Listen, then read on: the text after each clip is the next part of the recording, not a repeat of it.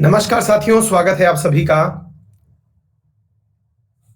Unacademy पर। मैं हूं अंकित अवस्थी। कैसे हैं आप?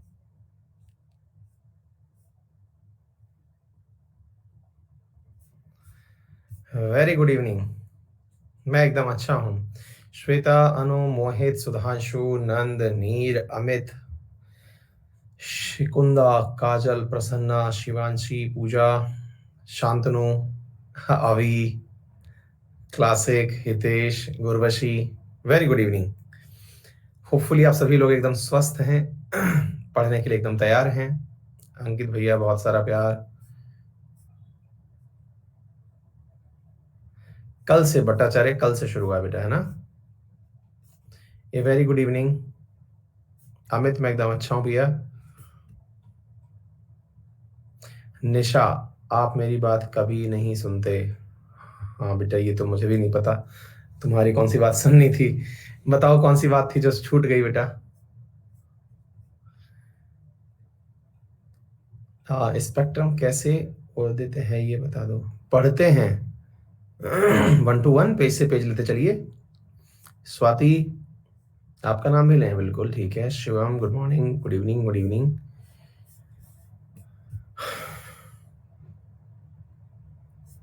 बिल्कुल, चलिए शुरू करें।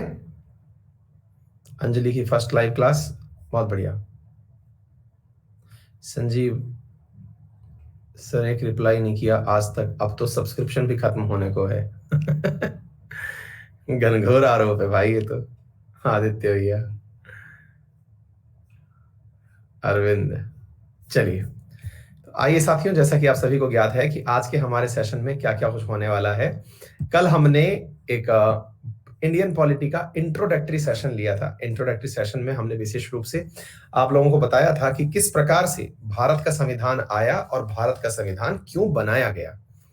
आज हम बात करने वाले हैं वहां से थोड़ा आगे चलते हुए, और हम ये चर्चा करेंगे कि किस प्रकार से भारत के संविधान में जो सबसे पहली लाइन लिखी गई है, जिसे हम प्रस्तावना कहते हैं, वो आफ्टर ऑल है क्या, और उसे लेकर के इतना विवाद क्यों है ना? आफ्टर ऑल मतलब ऐसा क्यों है कि प्रस्तावना को लेकर के सुप्रीम कोर्ट कई बार कंफ्यूज रही है। जैसे मैं आपको एक चीज दिखाता हूं, आप उसे डायरेक्ट देखें और उसके बाद हम शुरू करेंगे। इसे देखिए, आपके सामने मैं लेके चलता हूं।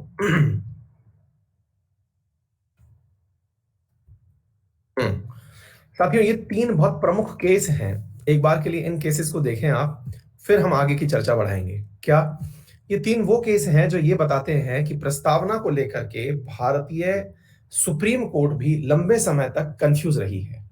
क्या भाई, ये विद्यार्थी क्या कह रहे हैं? सर, मेरा भी क्वेश्चन का आंसर नहीं देते आज तक। वर्ल्ड ज्योग्राफी नहीं, ज्योग्राफी ऑफ पॉलिटी आ गई। मनीष कुमार गोंद। अब यार भैया, आप लोगों के प्रश्न कौन से होते हैं, थोड़ा ऐसे बता दिया करो। मतलब मुझे ऐसे पता नहीं चलता ना कमेंट में आप क्या पूछना चाह रहे हो, है ना? ऐसा करो, क्लास खत्म हो जाएगी ना, तब आप अपनी जो बातें हैं वो क्वेश्चन कर का जो टैब है ना, उस क्वेश्चन टैब में डाल देना, ठीक है? अगर कुछ इंपॉर्टेंट हुआ जो वाकई में पढ़ाई से रिलेवेंट हुआ तो डेफिनेटली आंसर दे दूंगा, है ना? और क्वेश्चन टैब में डाल देना, ठीक है? चलो, अब पढ़ लो। हाँ, अजय मौर्य, 1 साल हो गया, नाम तक नहीं लिया। हाँ भाई, अब चलो, मैं कैसे मतलब जी पाऊंगा? अब आप लोगों का नाम तक वहां तक ले नहीं पाए हम। आ जाओ, अब सुनो ध्यान से। मुद्दा यह है कि जो भारतीय संविधान है उसका फ्रंट पेज, जिसको आप प्रस्तावना कह रहे हैं, उस प्रस्तावना पर जो लाइनें लिखी हुई हैं, भारतीय सुप्रीम कोर्ट लंबे समय तक खुद इस बात को लेकर कंफ्यूज रही कि इसे हम सुप्रीम उसका संविधान का हिस्सा माने या ना माने। और इस सवाल को लेकर के बहुत बार परीक्षाओं में पूछा गया है कि प्रस्तावना संविधान का हिस्सा है भी या नहीं है।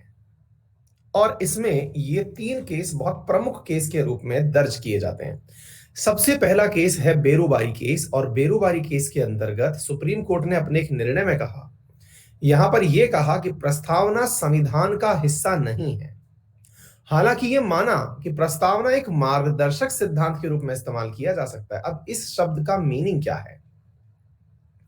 इस शब्द का मीनिंग क्या है? क्यों सुप्रीम कोर्ट ने ऐसा कहा कि प्रस्तावना संविधान का हिस्सा नहीं है? ये इंपॉर्टेंट क्यों है? ये सारी बातें मैं आपको अभी बताने वाला हूं। फिर केशवानंद भारतीवाद, जैसे आप बेसिक स्ट्रक्चर कहते हैं, जिसकी वजह से 24 अप्रैल के दिन एक ऐतिहासिक फैसला हुआ जिसमें यह कहा गया कि सुप्रीम कोर्ट ने अपने पहले के फैसले को पलट दिया और कहा कि प्रस्तावना संविधान का हिस्सा है और इसमें किया गया संशोधन 368 के तहत संशोधन माना जाएगा। फिर एक और केस आया, LIC ऑफ इंडिया का केस 1980 में, तब भी इस प्रस्तावना को संविधान का हिस्सा माना गया। यानी कि जिस प्रस्तावना को आज हम लोग पढ़ने जा रहे हैं, वो प्रस्तावना एक लंबे समय तक इस बात का विवाद रही है कि ये आफ्टर ऑल संविधान का हिस्सा है या नहीं। तो अब तो हमको ये बहुत ज्यादा जानना जरूरी हो जाता है कि आफ्टर ऑल ऐसा इसमें है क्या जिसकी वजह से ये विवाद होता रहा है कि प्रस्तावना हिस्सा है या नहीं। चलिए बताते हैं। साथियों, इन दिनों शादियों का सीजन है।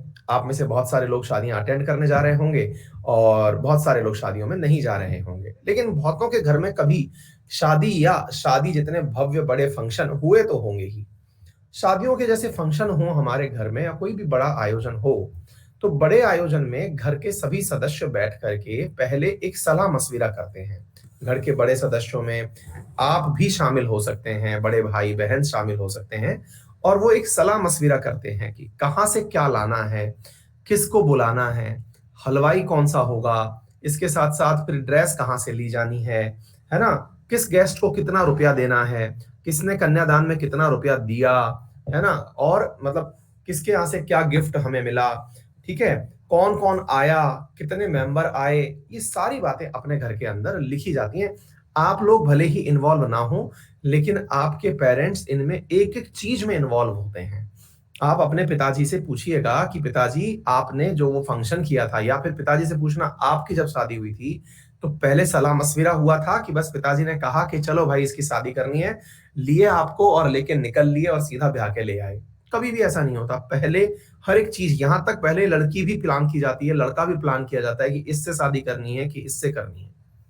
हाँ, ये बात दूसरी है कि एक बार परिवार के सदस्य मिलके करते हैं तो उसे अरेंज मैरिज कह देते हैं, लड़का लड़की खुद कर लेते हैं तो उसे लव मैरिज कहते हैं, लेकिन प्लानिंग हर जगह होती है। यानी कि शादी का जो सबसे पहला पार्ट है दैट इज प्लानिंग। वो जो प्लानिंग है ना साथियों, वो प्लानिंग भारतीय संविधान के बनते समय भी हुई थी। और भारतीय संविधान के बनते समय संविधान सभा को टास्क दिया गया था कि हम अपनी किताब, यानी कि जो हमारी कॉन्स्टिट्यूशन ऑफ इंडिया जो बनने जा रहा है, उसमें आफ्टर ऑल चाहते क्या हैं। और इस बात को लेकर के संविधान सभा के अंदर 9 दिसंबर 1946 में उद्देश्य प्रस्ताव रखा गया कि हम आफ्टर ऑल चाहते क्या हैं, कैसी चीज हम अपने संविधान में डालना चाहते हैं। और उस समय संविधान में संविधान निर्माताओं ने अपनी तरफ से ये बातें बोली। क्या बोली? कि हम एक ऐसा संविधान चाहते हैं जो पूरी तरह से संप्रभु हो, डेमोक्रेटिक हो, रिपब्लिक हो, जहां पर न्याय हो, स्वतंत्रता हो, समानता हो, भ्रातृत्व हो। ऐसा हम अपना एक देश चाहते हैं। अब इन चीजों को, इन मूल्यों को जो प्रदान कर दे, ऐसा संविधान बना दो। क्या आप मेरी बात समझ पा रहे हो?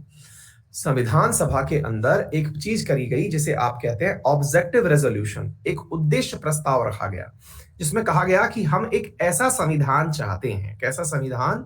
जिसमें हम अपने संप्रभु हों। इन शब्द का मीनिंग क्या है आगे आने वाले समय में मैं बताऊंगा, लेकिन पहले एक इस तरह का प्रस्ताव रखा गया। ठीक है सर, प्रस्ताव रख दिया गया, हम चाहते क्या हैं, ये बातें सभी लोगों के सामने रख दी गई। क्योंकि संविधान तो हमारा 2 साल 11 महीने 18 दिन में जाके बना, लेकिन किन गाइडलाइंस पर काम करते हुए चलना था, ये तो पहले ही डिस्कस करना जरूरी था ना। बिल्कुल वैसे ही जैसे शादी को रियल में होने में तो पूरा पूरा मतलब पहले लड़के की दिखाई होती है, देखने में फाइनल किया कि हाँ भाई ये लड़का सही रहेगा या ये लड़की सही रहेगी, पहले फाइनल किया जाता है उसको। फिर उसके बाद में कोर्टशिप पीरियड चलता है, 6 महीने तक फोन पर एक दूसरे को चेकिंग ही कर रहे होते हैं कि दारू पीता है कि नहीं, लड़की झूठ बोलती है कि नहीं, टाइप से ये सब काम चल रहा होता है। फिर शादी से पहले ये चेक किया जाता है कि इसके घर वाले झूठे तो नहीं है या इसकी घर वाले झूठे तो नहीं है, ये चेकिंग चल रही होती है। फिर लेन देन की बातों पे क्रॉस चेक किया जाता है, यानी कि लंबे समय तक चेकिंग चल रही होती है। लेकिन प्लानिंग तो बहुत पहले हो गई ना, प्लानिंग बहुत पहले हो गई, शादी को एग्जीक्यूट होने में पूरा पूरा 1 साल लग गया। समझ रहे हैं आप? भारत के संविधान में भी ऐसा ही है। भारत के संविधान की प्लानिंग तो बहुत पहले ही बैठ के कर ली गई, लेकिन उसको एग्जीक्यूट होने में 2 साल 11 महीने 18 दिन यानी पूरे पूरे 3 साल ही लग गए। आपकी शादी कैसे हुई? बड़ी धूमधाम से। क्या आप मेरी बात समझ पा रहे हैं? तो कहने का अर्थ क्या है? कहने का अर्थ क्या है कि ये जो प्रस्ताव है ना, ये बहुत बड़ी चीज है, मतलब इसको आप अंडर एस्टिमेट नहीं कर सकते। समझ रहे हैं आप मेरी बात? इसको आप अंडर एस्टिमेट नहीं कर सकते कि रेजोल्यूशन क्या होता है। अच्छी बात है, अब हम इसके आगे बढ़ते हैं। तो बोले सर एक बात बताओ, जब ये इतनी ही बड़ी बात है तो फिर इसे संविधान मतलब सुप्रीम कोर्ट ने इसका हिस्सा क्यों नहीं मांगा? बहुत बड़ी बात है। जब आपको लग ही रहा है कि इतनी बड़ी चीज है, तो फिर सुप्रीम कोर्ट ने इसे संविधान का हिस्सा क्यों नहीं माना? क्या सुप्रीम कोर्ट मतलब कोई सस्ता नशा कर रही थी क्या? है, मतलब सस्ता नशा कर रही थी क्या? मतलब जज उस समय क्या मतलब सिफारिशों से आते थे क्या कि फलाने साहब का बेटा जो है उसको जज बना दो, इस टाइप से थे क्या? मैंने कहा नहीं, ऐसा भी नहीं था। तो फिर क्या मतलब उनको कुछ होश ही नहीं था क्या? बना दिया बस संविधान, और बेरुबारी जैसे केस में डिसीजन दे दे रहे हो कि प्रियम्बल जो है ये इसका हिस्सा नहीं है। पागलों वाली बात हो गई है। तो मैंने कहा नहीं, अब इसके पीछे की कहानी दूसरी है। कहानी ये है साथियों कि जब 1960 के समय ये सारा केस चल रहा था, उस समय ये बिल्कुल वैसे ही हो गया जैसे आप में से बहुत सारे लोग जिन्होंने कोई भी आयोजन किया हो, उस आयोजन की आप में से बहुत सारे लोगों के पास में डॉक्यूमेंटेशन रखने की आवश्यकता फील ही नहीं हुई। जैसे मैं आपको बताता हूं, आपके घर में रिसेंट कोई भी कार्यक्रम हुआ, उसकी प्लानिंग भले ही हुई थी, लेकिन आज भी वो फाइल संभली हुई रखी हो, इसका थोड़ा डाउट है। दोबारा समझिए। पहली बात तो ये कि आपने, अच्छा मैं बहुत ही व्यावहारिक रूप से शादी वाले ही उदाहरण पे समझाता हूं। अक्सर क्या होता है ना, जब अपने घर में बड़े भैया की शादी होती है या बड़ी दीदी की शादी होती है ना, उस समय प्लानिंग तो पूरी होती है, लेकिन उस प्लानिंग में भाभी की मुंह दिखाई में क्या आया या बहन के कन्यादान में क्या आया, ये बातें उस समय तो लिखी जाती हैं, लेकिन बाद में ये पन्ना इतना संभाल के नहीं रखा जाता। अच्छा, बड़े भैया की शादी हो गई, अब नंबर आपका था। आप मान लीजिए 3 भाई बहन है, उदाहरण के लिए ले लीजिए। अब नंबर आपका था, लेकिन बड़े भैया और आपकी शादी के बीच में 4 साल निकल गए। अब जब 4 साल निकले, तो उस 4 साल में आपके कई रिश्तेदारों की शादियां भी हो ली, और कई रिश्तेदारों की शादियां हुई, तो आप बड़े कंफ्यूज हुए ये सोच करके कि यार उनको कन्यादान में कितना रुपया दें। अपने घर के एकदम व्यवहारिक उदाहरण बता रहा हूं मैं, और इससे आप अपने संविधान को जोड़ पाओगे कि भाई कन्यादान में कितना रुपया दें। अपने घर में होता है ये कि यार उनको उन्होंने कितना रुपया दिया था, अब यार वो निकाल फाइल निकाल कितना रुपया दिया था, पता ही नहीं है यार। अच्छा, उनके से कितना आया था, अब अपने घर वाले चिंता में होते हैं। उस चिंता के बाद में फिर वो निर्णय लेते हैं कठिन मन से कि अब की बार ना इसकी शादी में सब बातें लिखेंगे। अच्छा, अपनी मम्मी जो है उनको उस समय सारी बातें याद होती हैं। कौन सी बातें? कि इस बड़े की शादी में तो इनने इतना रुपया दिया था, तो अपने पिताजी उनकी बात के हिसाब से सारी बातें कर देते हैं। लेकिन कई बार मम्मी भी फेल मार जाती हैं, कई बार मम्मी भी मतलब चल देती हैं कि चलिए देखा जाएगा। ऐसी स्थिति में पिताजी और बड़े भैया लोग बैठ करके डिसाइड करते हैं कि नहीं, छोटके की जब शादी होगी तो सारी बातें लिखेंगे पापा, और संभाल के रखेंगे, क्योंकि जब छोटी वाली की शादी होगी ना, तब उसी पन्ने से डिसाइड करेंगे किसके यहां से क्या आया। बोले अच्छा, यानी कि इस प्लानिंग में जो बात लिखने की कंपलसरी वाली आई ना, वो बीच वाले बच्चे के समय आई। सुप्रीम कोर्ट के साथ भी यही हुआ। जब संविधान ताजा ताजा बन के आया ना, तब इस पन्ने को, जो प्लानिंग वाला पन्ना था, इसे संभाल के रखने की जरूरत ही फील नहीं हुई। सुप्रीम कोर्ट ने कहा कि पागल हो गए हो क्या, उस पन्ने में प्लानिंग थी, तुम प्लानिंग को संभाल के रखना चाहोगे कि शादी को संभाल के रखना चाहोगे? बोले हाँ भाई, शादी को रखना चाहेंगे। तो बोले तुम्हारे सामने जब संविधान खुद साक्षात संविधान बनकर आ चुका है, तो फिर उस पन्ने के पीछे क्यों भाग रहे हो? फिर बोले हाँ यार, ये बात तो आप सही कह रहे हो। सुप्रीम कोर्ट ने कहा कि जब तुम्हारे सामने साक्षात संविधान बन के आ चुका है, जिस संविधान को बनाने के लिए प्लानिंग की गई थी, तो फिर जरूरत क्या है? बोले हाँ यार, ये तो बात सही है, बेरुबारी गलत भी नहीं था। तो बोले इसको संभालने की जरूरत नहीं है, तो हटाओ ना इस पन्ने को, खामखा इसको भी ऐसे तो सब कचरा संभाल लो, फिर तो उन पन्नों को भी ले लो, उन डिबेट्स को भी इसमें शामिल कर लो। पॉइंट समझना, संविधान सभा के अंदर जो डिबेट्स हुई थी उनको भी लिख लो, इसमें लिख दो, मेंशन कर दो, फिर तो गजब बात कर रहे हो यार। फिर तो संविधान नहीं, पूरा की पूरा मतलब महाभारत बना दो इसे, पढ़ता रहेगा पढ़ने वाला, एक जीवन निकाल लेगा इसके लिए। बोले हाँ यार ये बात तो सही है। तो बोले हटाओ इस सब चीज को, फालतू की बातें नहीं करनी। बोले अच्छा, और ज्यादा दिक्कत आए ना, नेहरू जी बैठे हैं, इनने ही बनवाया था। नेहरू जी बैठे थे उन दिनों, क्योंकि बेरुवारी 1960 का है। नेहरू जी बैठे, संविधान सभा के अधिकांश लोग जो हैं वो जिंदा थे, संविधान सभा के अधिकांश लोग जिंदा थे। बोले कोई भी दिक्कत आएगी ना, नेहरू जी से पूछे, नेहरू जी ये क्यों लिखवाई थी लाइन? पॉइंट था, यानी उस समय सुप्रीम कोर्ट को जरूरत ही नहीं लगी, उस समय सुप्रीम कोर्ट को जरूरत ही नहीं लगी, क्यों रखवाना है। फिर आता है केशवानंद भारती वाला मामला। अब तक साहब कई लोग निकल लिए, संविधान सभा वाले इंक्लूडिंग अपने चाचा, वो भी निकल लिए। आगे बात समझ में। अब जब वो निकल लिए तो मुसीबत ये कि उस किताब को जो पढ़े वो पढ़ करके अपने हिसाब से इंटरप्रेटेट करे, उस किताब को जो पढ़े वो पढ़ करके अपने हिसाब से इंटरप्रेटेट करे। मतलब अब तो सुप्रीम कोर्ट के जज भी नए प्रकार के आ चुके थे, नेताओं की संतानें आ चुकी थी जो संविधान सभा में नहीं बैठी हुई थी। क्या आपको बात समझ में आ गई? अरे थम्स अप करो, बात समझ में आ गई? क्योंकि भाई अब तक बहुत सारे नेता जो संविधान सभा बनाने वाले थे वो 10 साल के अंदर तो कईयों का स्वर्गवास हो लिया। अब सुप्रीम कोर्ट को भी समझ में आने लगा कि संविधान नामक पुस्तक तो लिख दी गई है, लेकिन इस पुस्तक को पढ़ेगा कौन? इस पुस्तक को पढ़ेगा कौन, इतनी मोटी किस पुस्तक को? अब ये वाली बात जब समझ में आने लगी तो सुप्रीम कोर्ट ने कहा कि नहीं नहीं नहीं नहीं नहीं, इस पुस्तक से पहले वो पन्ना वापस ढूंढो जो तुमने शुरुआत में नहीं लगाया था, वो लगाओ ताकि आने वाली जनरेशन ये पता लगा सके कि आफ्टर ऑल इतनी मोटी किताब क्यों लिखी गई थी। दोबारा सुनिए, क्या कहा कि अब उस पन्ने को वापस ढूंढो, क्योंकि अब यह बात समय आ चुका है कि इस इतनी मोटी पुस्तक को क्यों लिखा गया था। दूसरी शादी वाला सीन, बड़े भैया की होली, अब आपकी वाली शादी थी जिस समय अनुभव आया कि हाँ यार अब तो लिखना पड़ेगा, क्योंकि लोग ये भूल जाएंगे कि ये संविधान इतना मोटा लिखा क्यों गया था। आप में से भी जनाब जिन्होंने क्या बोलते हैं ना साइंस बैकग्राउंड से पढ़ाई करी है, उनको कतई नहीं पता है कि संविधान नामक कोई किताब भी होती है। संविधान की कसम खाते हैं, ये फिल्मों में सुन रखा है, संविधान कुछ होता है ये सुन रखा है, लेकिन कोई किताब विताब भी होती है ये किसी को नहीं पता है। साइंस बैकग्राउंड वालों के लिए तो पता नहीं है आर्टिकल क्या ही होता होगा, कोई न्यूज़पेपर का आर्टिकल होता होगा, समझ रहे हैं आप? तो ऐसी स्थिति में वो वाली चीज ही नहीं है। तो बोले नई जनरेशन को क्या सिखाओगे? तो बोले नई जनरेशन के लिए कम से कम एक शुरुआती चीज तो बना दो, उसे हमने प्रियम्बल कहा, और उसे उतनी ही इज्जत दो जितनी संविधान की इज्जत है, उसे इतनी ही इज्जत दो जितनी संविधान की इज्जत है। क्या आपको मेरी बात समझ में आ गई? बोलो।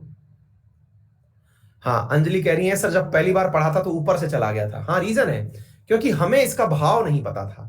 तो आज हम इस बात को समझने का प्रयास करेंगे कि इसमें कौन कौन सी बातें लिखी गई हैं। अपन लोग पढ़ते थे, हम लोगों को एक लाइन वो कस्मों में खिलवाई जाती, समस्त भारत के भारतीय, एक अपन उसको भी कसमों को भी ऐसे ही खाते थे, समस्त भारत क्या कहते हैं ना, समस्त भारतीय मेरे भाई बहन है, तो उसमें डायलॉग मारते थे, एक को छोड़ के समस्त भारतीय मेरे भाई बहन है टाइप से अपन गाते थे, प्लेज लेते थे, है ना। हाँ, तो अब मेरे साथ में इस थोड़े आगे बढ़ते हैं इस पूरी कहानी को लेके।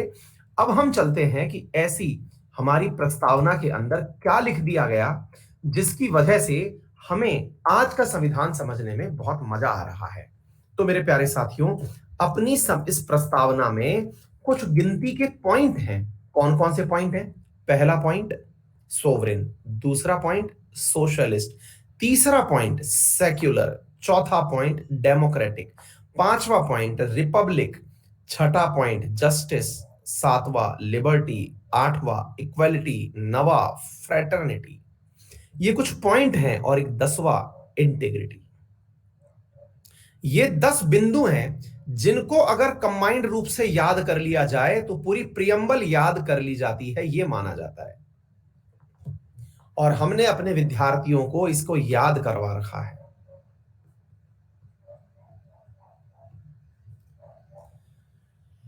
ठीक है ना? SSSR, socialist. अब ये पता है कई बार ये शब्द पूछा गया है। पहला एस किसके बारे में लिखा गया है? Sovereign, socialist, secular. इसके बाद में democratic, Republic, justice, liberty, equality, fraternity, integrity. कुल मिलाकर के ये 10 शब्द हैं जो कि हमारी प्रियम्बल को समझाते हैं। हमारी बात समझ में? अब बड़ा सवाल बनता है। अब क्या बड़ा सवाल बनता है? अजिंदर प्रीत सर, आज मेरा 1 ईयर कंप्लीट हो गया है अन अकेडमी पर, बट मन आज तक आपकी ऑनलाइन क्लास नहीं लगवाई, ऑफलाइन ही सुनती हूँ। आज थैंक्स करने आई थी, आपकी वजह से मेरी लाइफ में बहुत चेंजेस आए हैं। Thank you so much. आपका आरएनए भी बहुत अच्छा है। बहुत बेटा, thank you so much. God bless you. और आप जिस उद्देश्य से आई थी, ईश्वर उसे पूरा करे। और बहुत सारी शुभकामनाएं आपको, और बहुत बहुत बहुत धन्यवाद, आपने ये जेस्चर शो किया। लोग नॉलेज लेने के बाद में भी सोच के चले जाते हैं छोड़ो ये तो देना इसका काम था, लेकिन आप आई, ये आपके अच्छे शिष्टाचार को दर्शाता है। धन्यवाद। हाँ जी, तो अब यहां पर मुद्दा क्या है उसे देखिए साथियों। मुद्दा ये है कि ये जो पॉइंट यहां पर कुल मिलाकर लिखे हुए हैं, इन पॉइंट्स में हमारे लिए हर एक पॉइंट समझना जरूरी है, लेकिन इसमें एक बात समझनी और जरूरी है, और वो SSI है। ये वो टर्म है साथियों जो बाद में जोड़ी गई। कब कब जोड़ी गई साथियों? ये जोड़ी गई हमारे संविधान में। हाँ भाई, कौन से संविधान संशोधन के द्वारा? 42nd कॉन्स्टिट्यूशनल अमेंडमेंट के द्वारा 1976 में। कौन कौन से शब्द जोड़े गए हमारे संविधान में? सोशलिस्ट, सेक्युलर और इंटीग्रिटी। ये जो शब्द है ना, ये 3 शब्द SSI, ये साथियों बाद में जोड़े गए थे।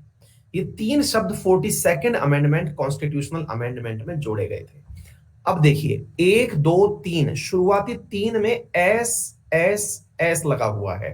ठीक है, मैं आपको पुराना प्रियम्बल दिखा रहा हूं। अब इसको देखिए, पुराने प्रियम्बल को। ये पुराना प्रियम्बल देखिए, थोड़ा जूम कर देता हूं। देखिए, केवल शुरुआत में एक ही एस है। आ गई बात समझ में? इसके बाद सीधा डी है और आर है। आ गई बात समझ में? यहां फ्रेटर्निटी है, लेकिन यूनिटी ऑफ नेशन लिखा हुआ है, इंटीग्रिटी ऑफ नेशन नहीं है। आ गई बात समझ में? यानी कि टर्मिनोलॉजी में अंतर आया। हिंदी में भी समझाऊंगा, चिंता मत करिए बेटा, सारी बातें समझाऊंगा।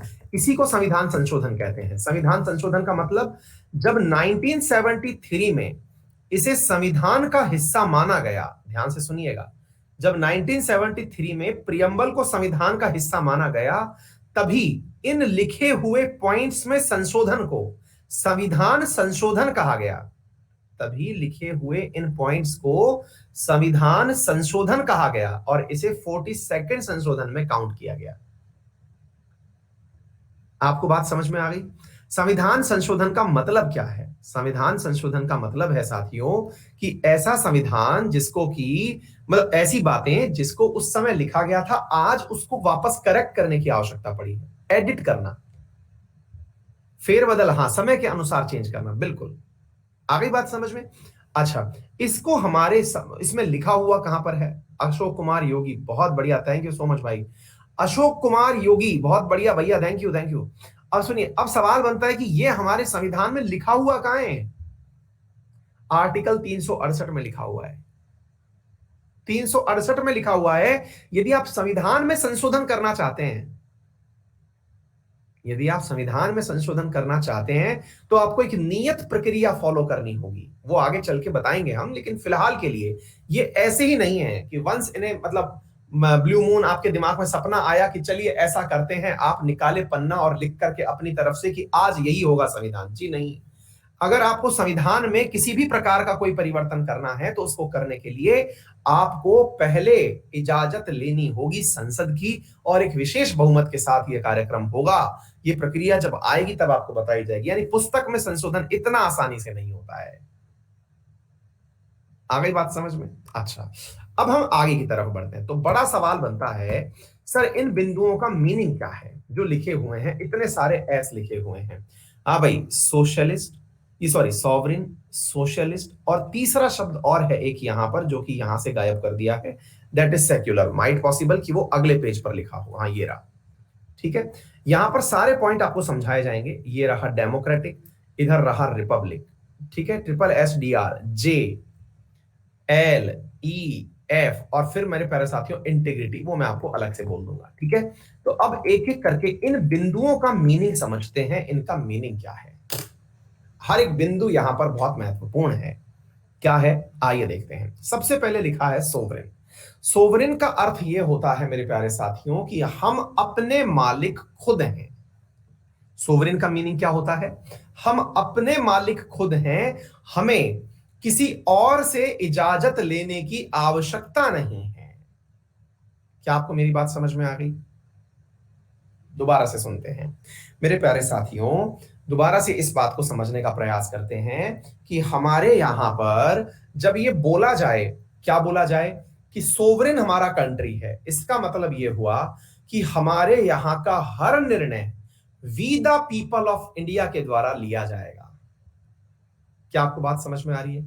जो हमारी इस प्रियम्बल की पहली लाइन में लिखा हुआ है, we the people of India, हम भारत के लोग, इनके द्वारा निर्णय लिया जाएगा, कोई भी हमारे बिहाफ पर निर्णय नहीं ले सकता। तो बोले सर ऐसा कहां होता है क्या, ऐसा कहीं होता है क्या? बिल्कुल होता है, आज भी होता है। कहां होता है? ऑस्ट्रेलिया के संविधान में यह चीज नहीं लिखी हुई है। ऑस्ट्रेलिया के संविधान में we the people of Australia नहीं है, क्योंकि वो आज भी सारे निर्णय ब्रिटिश क्वीन, जो क्वीन अभी बैठी हुई है, क्वीन विक्टोरिया, उनकी वजह से लेते हैं। क्योंकि वो क्या है, रियलम है, रियलम। क्वीन एलिजाबेथ जो है उनकी वजह से लेते हैं, क्योंकि वो कॉमनवेल्थ रियलम कंट्री है। न्यूजीलैंड वालों के साथ भी यही है, ब्रिटेन वालों के साथ भी यही है। इनके यहां पर हर निर्णय ये खुद नहीं ले सकते, राजा ले रहा है या कोई और देश ले रहा है। आ गई बात समझ में? हालांकि अभी ये सब चीजें केवल और केवल ऑन पेपर हैं, वास्तविकता में ऐसा नहीं है। सारी चीजें अब केवल सम्मानजनक रूप से रह गई हैं। मतलब होता अब वही है जो ऑस्ट्रेलिया खुद चाहता है, लेकिन फिर भी सम्मान के रूप में उन्होंने अभी भी जो ब्रिटेन की महारानी है उन्हें अपनी महारानी माना हुआ है। आ गई बात समझ में? पहला पॉइंट निकल के आया। दूसरा पॉइंट चलते हैं। तो सोवरेन समझ में आया, अपने मालिक खुद होना, यानी कि यहां पर अपने द्वारा खुद का निर्णय खुद लिया जाना, दैट इज सोवरेन। दूसरा चीज है साथियों समाजवाद, ये बाद में समझाएंगे। इस समाजवाद और सेक्युलर, इन दो शब्दों के ऊपर कई बार मुझे आधी आधी क्लास लेनी पड़ जाती है। समाजवाद, क्योंकि ये विचारधाराएं हैं, केवल शब्द का अर्थ नहीं है। ये कुछ ऐसी चीजें हैं जिन्हें समझाने में कई बार मैं पूरी पूरी आधी आधी क्लास खा जाता हूं, कई बार तो पूरा पूरा क्लास ले जाता हूं इस चीज को लेकर के, है ना। इनको लास्ट में समझा दूंगा, ठीक है ना, क्योंकि ये आइडियोलॉजी है, इनको आप एक दिन में नहीं, मतलब ऐसा नहीं है कि मैं शब्दों में समझा के निकल जाऊं, समय लगेगा। पॉलिटी जो है ना, अगर आप लोग ल्यूसेंट टाइप की पॉलिटी पढ़ने यहां आए हैं तो गलत आ गए हैं, क्योंकि इस कोर्स का नाम फाउंडेशन कोर्स है। और इस कोर्स की खूबसूरती यह है कि जिसने भी ये कोर्स पढ़ा है मुझसे, चाहे ज्योग्राफी पढ़ी हो, चाहे पॉलिटी पढ़ी हो, चाहे इकोनॉमी पढ़ी हो और हिस्ट्री, उसका जीके से डर निकल गया है। अब वो आपके लिए कितना जरूरी है ये आप खुद डिसाइड करें, लेकिन हाँ, ये डर जो है ना, डर क्या होता है वो खत्म हो चुका है, ठीक है। चलिए तो आगे देखते हैं साथियों, डेमोक्रेटिक क्या होता है इसको समझते हैं। साथियों डेमोक्रेटिक का मतलब होता है, ये टर्म मैं कल सिखाऊंगा, मुझे याद दिला देना। डेमोक्रेटिक का मतलब क्या होता है, अब इसको थोड़ा सा समझने का प्रयास करते हैं। दो शब्द आएंगे, एक आएगा डेमोक्रेटिक और एक आएगा रिपब्लिक। रिपब्लिक, दो शब्द आने वाले हैं, एक प्रजातंत्र और एक गणतंत्र। इन दोनों को समझते हैं। देखिए साथियों, the term democratic indicates that constitution has established A form of government which gets its authority from the will of the people expressed in an election। मतलब हमारी जो सरकार है ये for the people by the people है। क्या आपको मेरी बात समझ में आ गई? जनता का, जनता के द्वारा और जनता के लिए शासन है। यहां पर शासन में कौन बैठेगा? एक चाय वाला बैठेगा, एक राजा बैठेगा, एक आईएएस ऑफिसर बैठेगा। ये हम लोग डिसाइड करते हैं। क्या आप मेरी बात समझ पा रहे हैं? कोई और डिसाइड नहीं करता, ये हम डिसाइड करते हैं। जनता, भारत की जनता मत देकर, वोट देकर डिसाइड करती है कि हमारा फेथ कौन डिसाइड करेगा। ये हम डिसाइड करते हैं, प्रजातंत्र डिसाइड करता है। और प्रजातंत्र बहुमत के ऊपर चलता है। प्रजातंत्र वोटिंग के माध्यम से कार्य करता है, चुनाव पद्धति के नाम से चलता है। ये चुनाव पद्धतियां चाहे जैसी हों, ये चुनाव पद्धतियां चाहे जैसी हों। अनुपम पूछ रहे हैं सर आईएएस ऑफिसर कैसे? क्यों नहीं बेटा? अरविंद केजरीवाल जी जैसे कल को मान लीजिए प्रधानमंत्री बन गए, क्यों नहीं हो सकता? ये तो आपके ऊपर है ना, आप किसको चुनते हैं। बहुत सारे ब्यूरोक्रेट्स हैं भारतीय संविधान उसके अंदर। अभी जो अभी आपके एमईए के मिनिस्टर है, मिनिस्ट्री ऑफ एक्सटर्नल अफेयर, ये सब बात की, लेकिन फिर भी मुद्दा समझ रहे हैं आप मैं क्या कहना चाह रहा हूं? तो मुद्दा ये है कि यहां पर चुनने के कारण सरकार बनी गई है, किसी ने थोपी नहीं है। तो फिर आपसे कोई पूछेगा तो सर पहले ऐसा होता था क्या? अरे यार गजब कर रहे हो। अंग्रेजों के समय आपको बताया जाता था कि ये आपके गवर्नर जनरल होंगे, ये आपके राज्य का गवर्नर होगा, ये आपके जिले का डिप्टी डीएम होगा। हर चीज ऊपर से आती थी, हमारे से कोई नहीं पूछता था। वो अच्छा है तो अच्छा है, वो बुरा है तो बुरा है, हमें कुछ भी नहीं बताया जाता था। क्या आपको मेरी बात समझ पा रहे हैं? अच्छा पहले ऐसा होता था? बोले जी हाँ। फिर सर इस पद का मतलब क्या है? किसका मतलब? बोले सर एक शब्द होता है और वो शब्द होता है रिपब्लिक।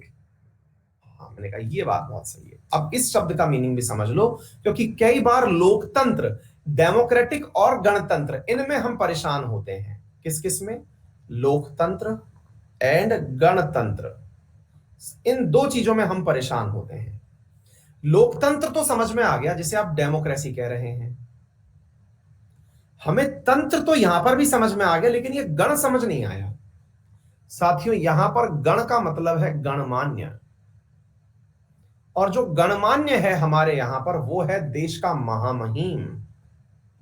साथियों हमारे देश का महामहिम यानी कि देश का प्रथम नागरिक भी, देश का सर्वोच्च पद भी चुना हुआ है,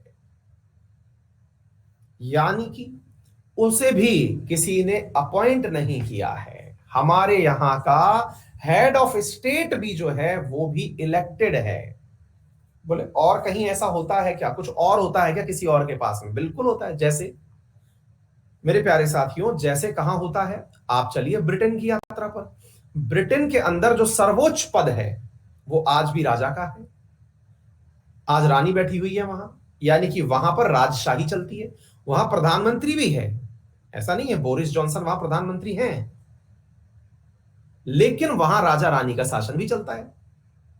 राजा ऊपर है और प्रधानमंत्री नीचे है। तो बोले सर ये क्या चीज है?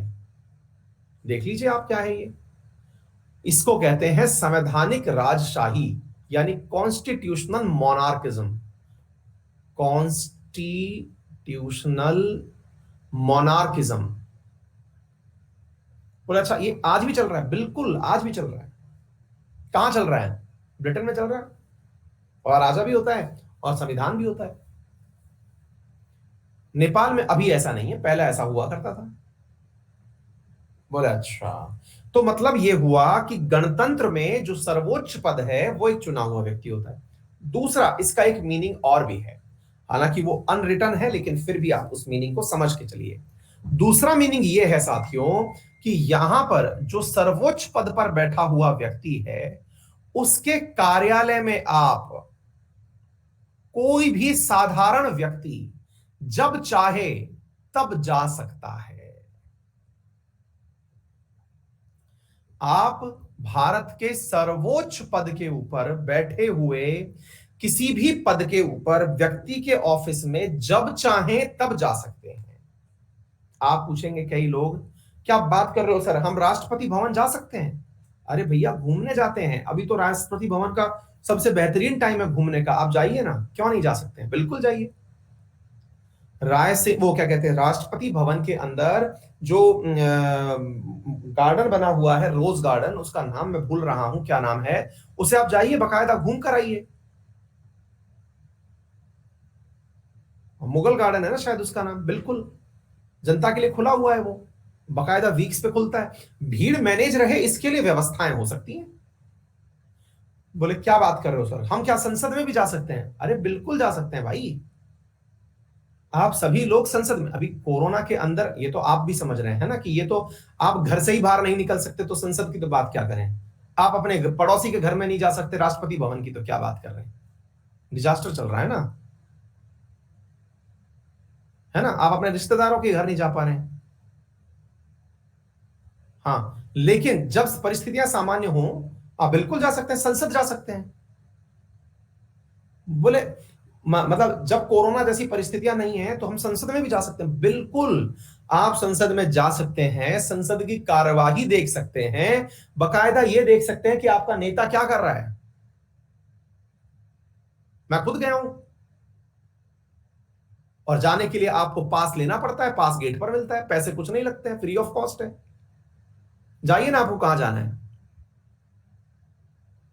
बिल्कुल प्रेसिडेंट से भी मिल सकते हैं, मिलने जाते ही हैं लोग भाग भाई प्रेसिडेंट से, वो प्रक्रिया है जिसको पूरा करते हुए जाना है, वो प्रक्रिया है, क्योंकि 125 करोड़ की आबादी है, जो आबादी वहां जाकर के, क्योंकि एक साथ पहुंच जाएगी तो राष्ट्रपति सबको नहीं सुन पाएगा, तो राष्ट्रपति अपने अधीनस्थों से बोल देता है कि सुन लो, अगर ज्यादा जरूरी हो तो भेज देना।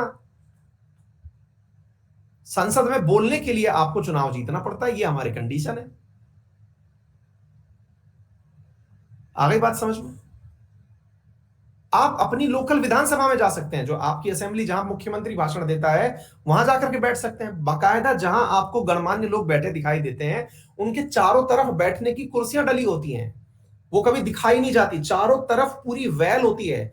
अरे शहीद भगत सिंह ने उसी में से तो जाकर के बम गोला फेंका था नीचे, उसी वैल में से तो गोला नीचे फेंका था।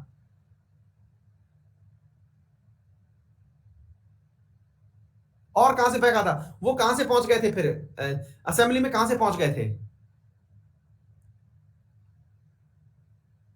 एक विद्यार्थी कह रहे हैं सर आप तो आइडिया दे रहे हो।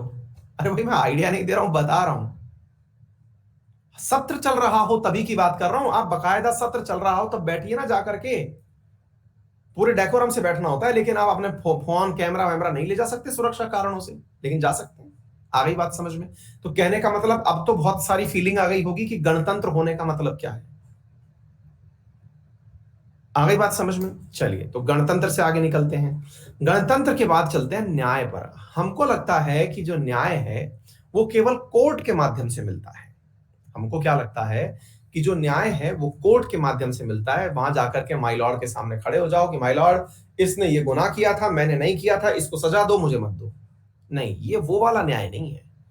यहां राज्य से मांग की गई है कि वो न्याय देगा। अच्छा, एक विद्यार्थी आए हैं और हमें ज्ञान दे रहे हैं, नाम है इनका विकास उदयनिया। सर फालतू की बात पर ज्यादा डिस्कस कम किया करो। एक तो सवाल में तुम्हारे लाइन में मिस्टेक है, ज्यादा डिस्कस कम किया करो। अच्छा ठीक है विकास, एक फ्री का ज्ञान दे तुम्हें, मतलब तुमने हमको ज्ञान दे दिया, हम भी तुम्हें दे देते हैं। अभी ना एसएससी कैटेगरी के अंदर 200 से ऊपर टीचर पढ़ा रहे हैं बेटा, है ना। और माँ कसम मैं तुम्हें लेने नहीं गया था घर से कि तुम मेरे से पढ़ने आओ, है ना। और माँ कसम मुझे मतलब खाक भर फर्क नहीं पड़ेगा कि तुम चले जाओगे यहाँ से, है ना। तो बेटा तुम अपनी सी इज्जत लेके निकल लो ना, क्या ही लोड ले रहे हो। जीके के अंदर भी लगभग 50 से ऊपर टीचर पढ़ा रहे हैं, वहां पढ़ लो यार, है ना। आगे अपनी चौंच सी मुंह बंद रखना, है ना। मैं मेरे तरीके से पढ़ाऊंगा, तुमको पढ़ना है तो पढ़ो बेटा, नहीं तो जाओ कहीं जा करके और पढ़ो, है ना। ये मेरा तरीका है पढ़ाने का। होपफुली तुम्हारी इज्जत हो गई होगी ढंग से। चलो आ जाओ। हाँ जी, अब हम क्या कह रहे हैं इस बात को सुनो। तो न्याय के ऊपर बड़ा सवाल बना कि सर न्याय का मतलब क्या है, न्यायाधीश के सामने बैठ गए कि मी लॉर्ड हमें न्याय दे दो। बोले नहीं साहब, तो फिर क्या है। बोले भाई यहां न्याय का मतलब तीन बातों पर है। किन बातों पर है। एक न्याय है सोशल, एक है इकोनॉमिकल, और तीसरा है पॉलिटिकल। तीन प्रकार का न्याय है यहां पे। क्या है, सामाजिक न्याय, आर्थिक न्याय और राजनीतिक न्याय। बोले सर हमने तो न्याय अभी तक दो ही प्रकार का सुना था, हमने तो न्याय अभी तक दो ही प्रकार का सुना था। और वो कौन कौन सा सुना था? सर हमारे लिए न्याय तो एक होता था फौजदारी वाला, क्रिमिनल वाला, और एक होता था सर सिविल वाला।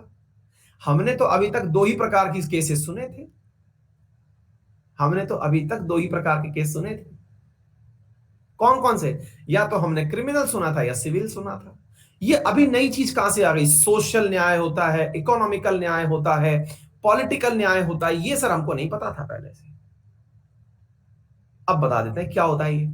सामाजिक न्याय का मीनिंग समझिए मेरे प्यारे साथियों। सामाजिक न्याय का मतलब है, पहले तो न्याय का मतलब हम समझते हैं।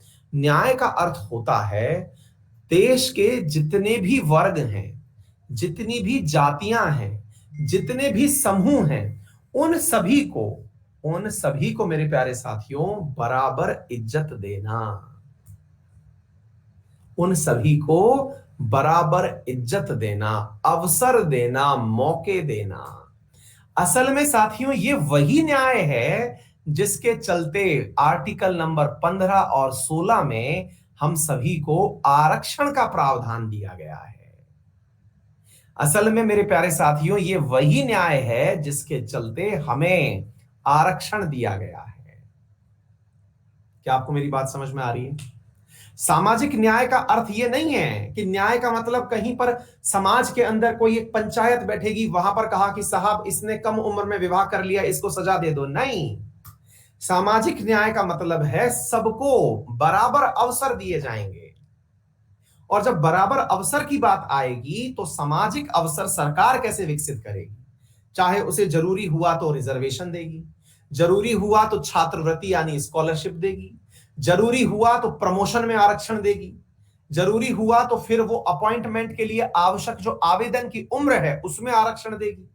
वो कैसे ना कैसे करके आपको बराबर लेकर के आएगी। जब मैं इस पॉइंट पर पहुंचता हूं तो बच्चों का एक सिंपल सा डाउट आके खड़ा हो जाता है, और वो ये है कि फिर सर आरक्षण जो है वो कैसे तर्क सम्मत हुआ? एक बहुत बड़ा सवाल है कि सर फिर ये जो आरक्षण है ये कैसे बराबरी की बात हुई, है ना? इस पर अगेन एक दिन समय लगेगा। जैसे सोशलिस्ट और इसको समझाने में आधी क्लास घुस जाती है, ऐसे ही एक दिन आरक्षण पर भाषण होगा। इस पे भी कम से कम 15 से 20 मिनट मुझे डेडिकेटेडली बोलना पड़ता है। फिलहाल के लिए ये समझ लो कि आरक्षण अच्छी चीज है, ठीक है? बोलेंगे इसके बारे में, आपको जब पूरी अवेयरनेस देंगे, ठीक है? अच्छा, अब चलते हैं साथियों इकोनॉमिकल आधार पर। अब ये कैसे होता है साथियों? इकोनॉमिकल आधार पर क्या है इसका मीनिंग थोड़ा सा समझने का प्रयास करिए। इकोनॉमिकल आधार पर मान लीजिएगा कि आपने एक ऐसे देश का निर्माण कर दिया जहां पर एक व्यक्ति जिसके पास पढ़ाई नहीं थी, एक ऐसा व्यक्ति जिसके पास में कोई संसाधन नहीं थे, वो व्यक्ति अपने पास धन उपार्जन की व्यवस्था नहीं कर पाया, धन कमाने की व्यवस्था नहीं कम कर पाया। हमारी क्लास में एक विशेष प्रकार के व्यक्ति पधारे हैं, उनको भी थोड़ा इज्जत देना पड़ेगा। आरक्षण की इंग्लिश क्या होती है? ये कौन बालक है भाई? निकल लिया। एक्चुअली क्या है साथियों, जब बहुत दिनों बाद बैच शुरू होता है ना तो क्लास को पहले थोड़ा एडजस्ट करने में टाइम लगता है ना? क्या ही बोले, खैर छोड़िए। नहीं तो क्या है, अभी शुरुआत में है ना, थोड़ा सा रुक जाइए। क्या है, काफी दिनों बाद मतलब काफी लंबा गैप हो गया ना, तो काफी सारे नए लोग क्लास में आ गए, तो उन्हें अभी एक पिच पर लाना पड़ेगा। अभी थोड़ा सा उन सब की कटिंग करनी पड़ेगी, तब जाकर के वो मतलब नॉर्मल आएंगे। अभी थोड़ा उड़ रहे हैं सभी लोग, है ना? तो चलिए, तो मुद्दा नंबर दो कि आर्थिक आधार पर न्याय कैसे होगा। तो मेरे प्यारे साथियों, मान के चलो कि परिस्थितियां ऐसी हो जाएं कि देश के सभी बड़े संसाधन जैसे तेल है, खनिज है, अनाज है, या फिर कोई भी ऐसा संसाधन है, उस पर केवल पैसे वालों का कब्जा हो जाए और गरीबों को कुछ ना मिले। और जब गरीबों को कुछ ना मिले तो ऐसी स्थिति में हमारे यहां न्याय कहां हुआ? आज जो भारत के अंदर परिस्थितियां देखी जा रही हैं कोरोना के समय पर, यह कहा जा रहा है कि अमीर व्यक्ति नहीं मर रहा। दिल्ली में तो ऐसा तक हुआ है कि कोर्ट के जजेस के लिए अगर कोरोना पेशेंट वो हैं या उनके परिवार के सदस्य हैं तो उनको 5 स्टार होटल में रुकने की व्यवस्था दी जा रही है। 5 स्टार होटल में ही ऑक्सीजन मिलेगा, वहीं रुकिए, वहीं होटल खाना देगी। और एक गरीब आदमी जो ऑक्सीजन के लिए एक जगह से दूसरी जगह भटकता फिर रहा है। इसका मतलब ये तो आर्थिक न्याय नहीं है सर। मतलब पैसा है तो आपका संसाधनों पर हक है, और नहीं है तो फिर आपका इसका मतलब गलत तरीका है। हालांकि बाद में हाईकोर्ट ने खुद ही ने स्टे दे दिया इस व्यवस्था पर, लेकिन व्यवस्था ऐसी तक की गई थी। तो सर ये तो न्याय नहीं हुआ आर्थिक आधार पर, बिल्कुल नहीं हुआ। हम अपनी सरकार से अपेक्षा करते हैं कि वो जब संसाधनों का बंटवारा करे तो ये ना देखे कि कौन किस कैटेगरी से बिलोंग करता है, बस वो संसाधन उपलब्ध करवाए। और यही कारण है कि मनरेगा हो या फिर आयुष्मान भारत योजना हो या जो भी स्कीम, वो सभी इसी कारण से तो आती हैं। क्या आपको मेरी बात समझ में आई? तीसरी चीज है साथियों, पॉलिटिकल। सर राजनीतिक न्याय से क्या मतलब है? मतलब कि ये मतलब है क्या कि भाई वोट के अंदर देने के लिए 4 पार्टी खड़ी हुई, 4 पार्टी में एक पार्टी को सर वोट ही नहीं मिले, अब एक जेस्चर है सर पॉलिटिकल न्याय का, आपको वो फॉलो करना पड़ेगा, 10-15 सीट उसको भी दे दो ताकि वो खर्चा निकाल ले अपना कि भाई इतना खर्च हुआ था चुनाव में। नहीं, इसका मतलब हुआ साथियों, हम एक ऐसा राज्य चाहते हैं जिसके अंदर हर व्यक्ति, चाहे वो वोट देने वाला है या वोट प्राप्त करने वाला है, उसे किसी भी प्रकार से डिस्क्रिमिनेटेड फील ना हो। उसे यह ना फील हो कि इसके पास संसाधन थे तो ये चुनाव लड़ लिया। आप में से बहुत सारे लोग कई बार ये सोचते होंगे कि चुनाव के अंदर जब फीस की बात आती है, जमानत राशि की फीस की बात आती है, कई जगह लिखा होता है 10,000 रुपए जमानत राशि है, कई जगह लिखा होता है 15,000 रुपए जमानत राशि है? इतना कम क्यों? तो वो अमीर को देख के नहीं है, वो उस आदमी को देख करके है जिसे लगता है कि मेरे पास कुछ भी नहीं है, 10,000 रुपए भी बड़ी मुश्किल से मैं उपलब्ध करा पाऊंगा, तो वो जाकर के वहां पर चुनाव लड़ सके, उसको एक प्रकार का न्याय मिल सके। कौन सा? पॉलिटिकल न्याय मिल सके। क्या आपको ये बात समझ में आ गई? बोलिए। तो 3 प्रकार की न्याय की बात समझ में आई। मत देते समय आपको यह फीलिंग ना आए जैसे अंग्रेजों के समय होता था। अंग्रेजों के समय एक आय का क्राइटेरिया होता था कि इतने पैसे वाले लोग ही वोट दे सकेंगे। एक जेंडर बेस्ड वोटिंग पैटर्न होता था कि केवल मेल ही वोटिंग दे सकेंगे। लेकिन अब 18 साल से ऊपर का हर व्यक्ति, जिसकी राजनीतिक समझ है या नहीं है, राजनीतिक सूझबूझ है या नहीं है, वो वोट दे सकता है।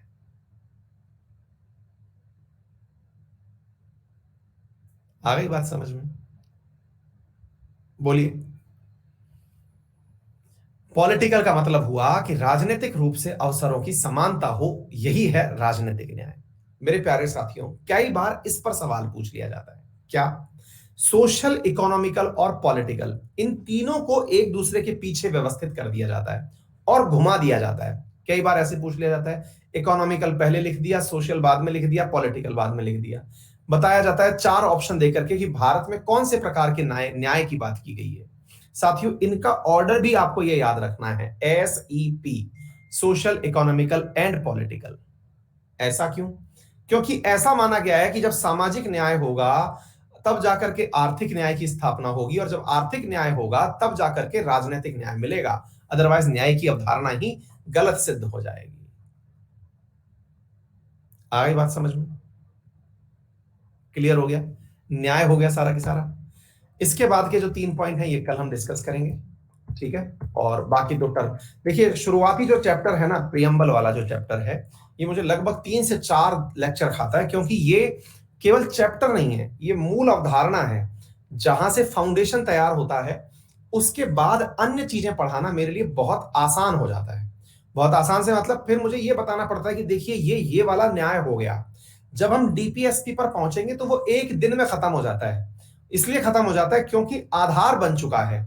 तब मैं ये बताते समय हिचकता नहीं हूं कि ये सोशलिस्ट प्रकार के नीति निर्देशक तत्व हैं, ये गांधीयन प्रकार के नीति निर्देशक तत्व हैं, ये लिबरल प्रकार के नीति निर्देशक तत्व हैं। बच्चा ऑटोमेटिक उनको सब्ज्यूम कर लेता है अपने अंदर, ठीक है? तो ये फाउंडेशन बैच है, और फाउंडेशन बैच में जिन्हें भी जल्दबाजी है वो दूसरी ट्रेन में बैठे। फाउंडेशन का अर्थ ही, नाम ही इसलिए फाउंडेशन रखा गया है इसका, क्योंकि ये उन विद्यार्थियों के काम आएगा जो बिल्कुल बेसिक से शुरू कर रहे हैं, ठीक है?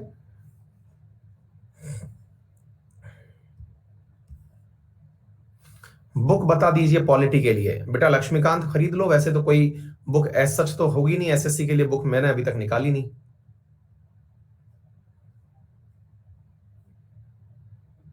दीपू ऐसा तो नहीं है यार, चेक करो ढंग से।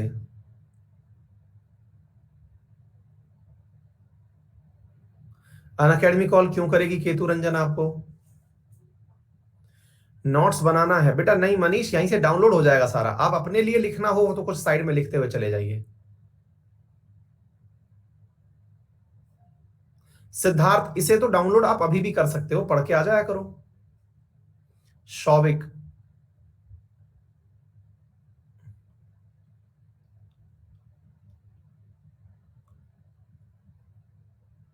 बहुत बढ़िया बेटा, शाबाश, बहुत बढ़िया, शाबाश। पॉलिटी की क्लास में एमबीबीएस सिलेबस कवर हो जाएगा कि बेटा? ये आपको देखना पड़ेगा ना मोहित। आप एक बार अपना सिलेबस देखिए और जो मैं पढ़ा रहा हूं उससे मैच करिए। दरगस, आइडियल टाइम टेबल बेटा हर विद्यार्थी का अलग होता है, लेकिन किसी दिन चर्चा करेंगे। नहीं बेटा शालिनी, इसके बारे में हम बताएंगे। केवल और केवल मूल अधिकारों के आधार पर केस हो सकता है।